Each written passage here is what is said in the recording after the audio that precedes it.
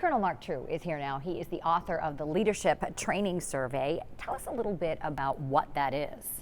So the Leadership Training Survey is a tool for us to assess opinions and experiences that fellowship training programs have had in the realm of leadership training of their fellows.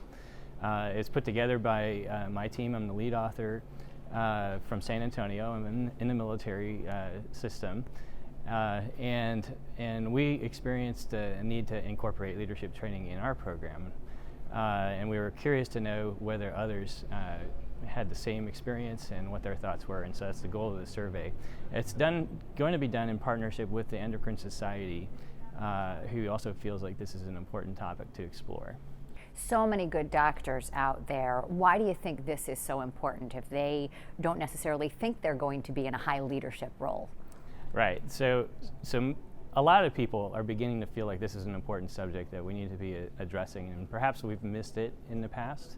But my experience in the military system is we train our graduates and then they stay in our system, and a lot of times they will go serve as a solo endocrinologist in a big medical center.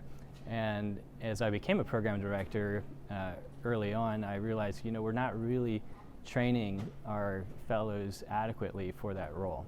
And oftentimes they were expected to lead a clinic. As a solo endocrinologist in the center, they needed to be looking at where is all the endocrinology care being delivered. A lot of times it's delivered for major diseases like diabetes at the primary care level. So there's a role for the endocrinologist to lead the delivery of care in terms of training others who would be actually giving the care. So the idea that leadership is only for those who aspire to the higher leadership positions like department chairs or commanders or leaders of a hospital really needs to change, I think, such that all physicians that are entering in a clinical or a research role need to be viewing themselves as leaders in some capacity, and we need to train them for that. Right. So for people who are listening that say, I have an idea and I want to give my input on this, how will they get the survey? Well, our target audience at this point is program directors who are in charge of the training, and also we're targeting recent graduates of fellowship programs, about 5 years out or so, because we want to see what their thought is. Did their fellowship program as it currently exists prepare them for the tasks that they have? So we're targeting those groups. Certainly we'd be interested in hearing if others have ideas about this subject. There will be plenty of opportunities for that, I'm sure. And when do you expect to see the results? So the survey, it's an electronic survey.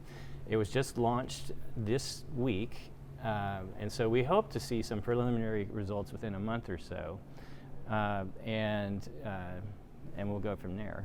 That's a quick turnaround. That's terrific. Right. What is your ultimate hope that will come out of all of this? So one of the hopes would be that we would bring awareness to the importance of the issue, but also that we would just get a sense for where people are in terms of where they see themselves in relation to the issue. So I'm not certain that all program directors feel as I do that it's an important issue.